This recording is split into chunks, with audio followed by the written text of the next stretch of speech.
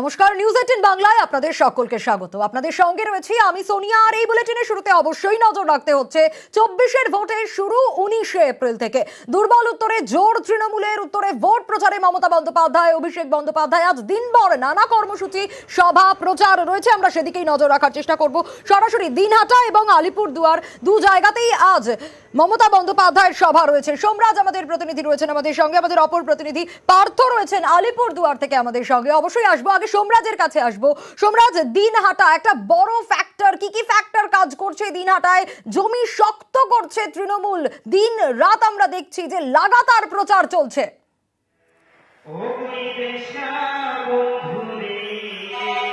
একদমই দেখো, উত্তরবঙ্গে জমি শক্ত করতে চাইছে তৃণমূল কংগ্রেস।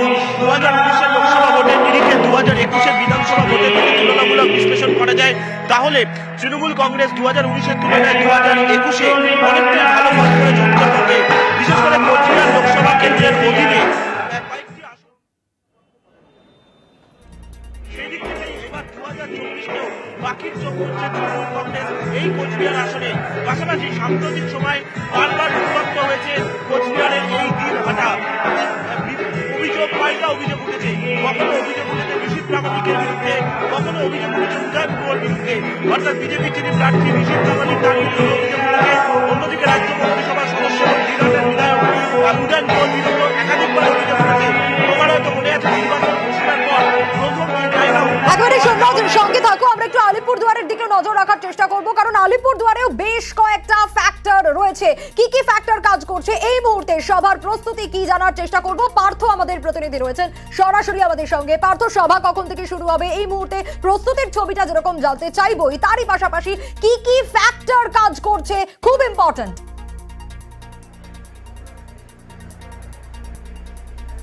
কাছে কিন্তু তৃণমূল নেত্রীর জোড়া সভা রয়েছে। প্রথম সভা হবে কোচবিহার এবং দুপুর 2টো নাগাদ তার সভা রয়েছে এই আলিপুরদুয়ারে কালচিনি ব্লকের নিমতিতে, যেখানে সভা ঠিক তার পাশেই কিন্তু করা হয়েছে হেলিপ্যাড। এবং সেখানে প্রথমে তিনি নামবেন কোচবিহারে এবং কোচবিহারের সভা শেষে হাসিমারা হয়ে আবার এখানে নামবেন সিরিক মাঠের পাশে হেলিপ্যাডে, এবং তারপরে দুপুর 2টো নাগাদ তার সভা শুরু হওয়ার কথা।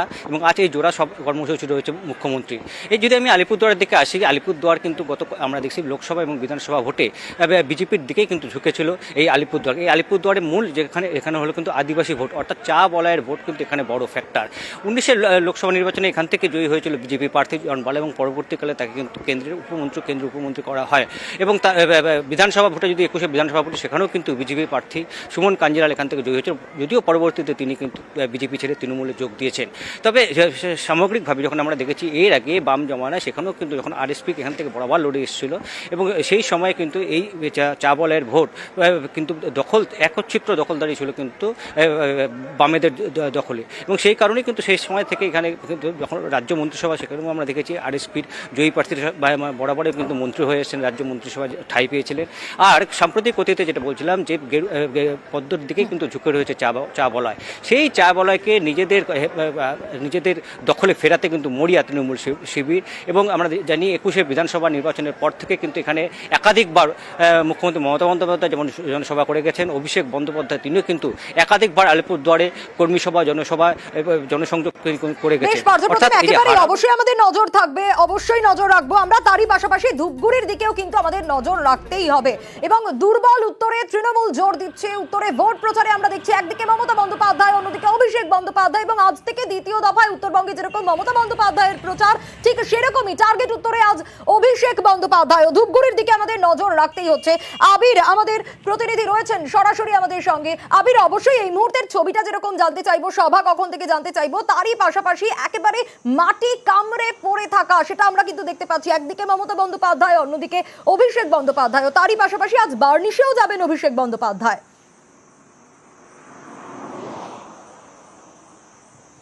ধূপগুড়ি বিধানসভা উপনির্বাচনের এই ফল আসার পর তৃণমূল কংগ্রেস উত্তরবঙ্গের বিভিন্ন জায়গাতে তারা সাংগঠনিক দিক থেকে তারা যে ভালো ফল করতে আশাবাদী সেই বিষয় নিয়ে ঢালাও প্রচার শুরু করে এবং সংগঠনকেও সেভাবে কাজে লাগানো শুরু করেছিল।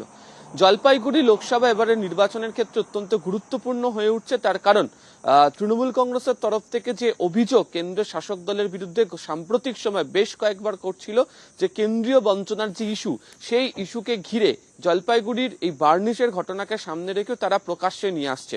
এবং তাদের বক্তব্যই হচ্ছে যে যে মানুষগুলো ঝড়ে ক্ষতিগ্রস্ত হয়েছেন তাদের বাড়ি তৈরি করে দিতে চায় হচ্ছে রাজ্য সরকার, অনুমতি যেহেতু দেওয়া হচ্ছে না, এর পিছনে তারা বিজেপির অঙ্গুলি হিলনের কথাই বারবার ধরে বলছে। আজকে ধূপগুড়িতে যেখানে অভিষেক বন্দ্যোপাধ্যায় সভা করতে চলেছেন, তুমি জানো সেটা হচ্ছে যে ধূপগুড়িকে মহকুমা করার প্রতিশ্রুতি বিধানসভা উপনির্বাচনের আগে দেওয়া হয়েছিল এবং সেই জায়গাতে বিধানসভা উপনির্বাচনের পর মহকুমা গঠন করা হয়। এক্ষেত্রে তৃণমূল কংগ্রেস তাদের উদাহরণে তুলে নিয়ে আসছে যে তারা যে কথা দিয়েছে সে কথা রেখেছে, কেন্দ্র যে কথা দিয়েছে কেন্দ্র সে কথা রাখেনি। অর্থাৎ কেন্দ্রীয় বঞ্চনার ইস্যুকে বড় আকারে তৃণমূল কংগ্রেস এই সভাগুলোর মধ্য দিয়ে সামনে আনার কাজ শুরু করেছে। জলপাইগুড়ি হোক, আলিপুরদুয়ার হোক, কোচবিহার হোক, প্রত্যেকটা জায়গা বিধানসভা ভিত্তিক আলাদা আলাদা কৌশল তৃণমূল কংগ্রেস শুরু করেছিল। সেই কৌশলকে বজায় রেখে তারা লড়াই করার কাজও শুরু করেছে। তো কোথাও গিয়ে বার্নিশের ঘটনাকে তৃণমূল কংগ্রেস যেভাবে প্রচারে নিয়ে যাচ্ছে তাতে অনেকেই বলছেন যে লোকসভার প্রথম দফার 3 যে আসন এখানে লড়াই হতে চলেছে এই রাজ্যে, সেখানে তার একটা প্রভাব পড়লেও পড়তে পারে। ধূপগুড়িতে আজকে তার সভা রয়েছে এবং সভা শেষ করার পর তিনি যাবেন হচ্ছে ময়নাগুড়ির বার্নিশে, সেখানে যাবেন। ইতিমধ্যেই কলকাতা এবং দিল্লি থেকে তৃণমূল কংগ্রেসের যে 10 প্রতিনিধি, তৃণমূলের অভিযোগ ছিল যারা নির্বাচন কমিশনে অভিযোগ জানাতে গিয়েছিলেন বা বক্তব্য জানাতে গিয়ে নিগৃহীত হয়েছিলেন, তাদেরকেও সঙ্গে নিয়ে আসছে। সূত্রের খবর, রাষ্ট্রপতির দ্বারস্থ হওয়ার যে ভাবনা তৃণমূল কংগ্রেস শুরু করেছে সেই সংক্রান্ত আজকে ঘোষণাও বার্নিশ থেকে তৃণমূল কংগ্রেস করতে পারে। ফলে সব মিলিয়ে লোকসভা নির্বাচনের আগে জলপাইগুড়িকে সামনে রেখে বাকি আসনগুলোর ক্ষেত্রেও জোর তৃণমূল কংগ্রেসের। সন্দীপ। বেশ আবির।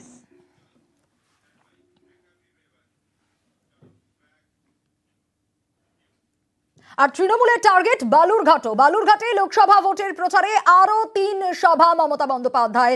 ইতিমধ্যে আপনারা দেখেছেন যে কেন্দ্রীয় স্বরাষ্ট্রমন্ত্রী অমিত শাহ তিনি এসেছেন, প্রধানমন্ত্রী আসবেন এবং মমতা বন্দ্যোপাধ্যায়। তৃণমূলের টার্গেটও কিন্তু বালুরঘাট। সোমরাজের কাছ থেকে আরো বিস্তারিত জানার চেষ্টা করব। সোমরাজ, দেখো, আগামী 18 এপ্রিল, 21 এপ্রিল ও 22 এপ্রিল এই 3 দিন পরপর সভা করবেন মমতা বন্দ্যোপাধ্যায় বালুরঘাট লোকসভা কেন্দ্রে। বালুরঘাট লোকসভা কেন্দ্রের অধীনে বুনিয়াদপুর সহ কয়েকটি জায়গায় নির্বাচনী সভা করবেন মমতা বন্দ্যোপাধ্যায়। যেটা দেখা যাচ্ছে, মমতা বন্দ্যোপাধ্যায় সফরসূচি থেকে রায়গঞ্জ লোকসভার তুলনায় বেশি সভা করবেন বালুরঘাট লোকসভা কেন্দ্রেই। আমরা দেখে এসেছি গত 6 এপ্রিল বালুরঘাট লোকসভা কেন্দ্রের তপনে সভা করেছিলেন মমতা বন্দ্যোপাধ্যায়। আর দ্বিতীয় দফায় অর্থাৎ দ্বিতীয় পর্যায়ে নির্বাচনাধী বালুরঘাট লোকসভা কেন্দ্রে আগামী 26 এপ্রিল। এই বালুরঘাট লোকসভা কেন্দ্র থেকেই তৃণমূল কংগ্রেসের যেমন প্রার্থী বিপ্লব রায় চৌধুরী, তেমনি বিজেপির প্রার্থী রয়েছেন বিজেপি রাজ্য সভাপতি সুকান্ত মজুমদার। আর সেই বালুরঘাট কেন্দ্রকেই এবার অন্য টার্গেট করছেন মমতা বন্দ্যোপাধ্যায় বলে রাজনৈতিক মহলের মত।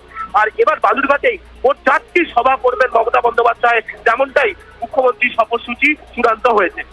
বেশ, সঙ্গে থাকো সোমরাজ। আরো একটা খবর দর্শকদের জানাই, তারপর ফিরছি তোমার কাছে।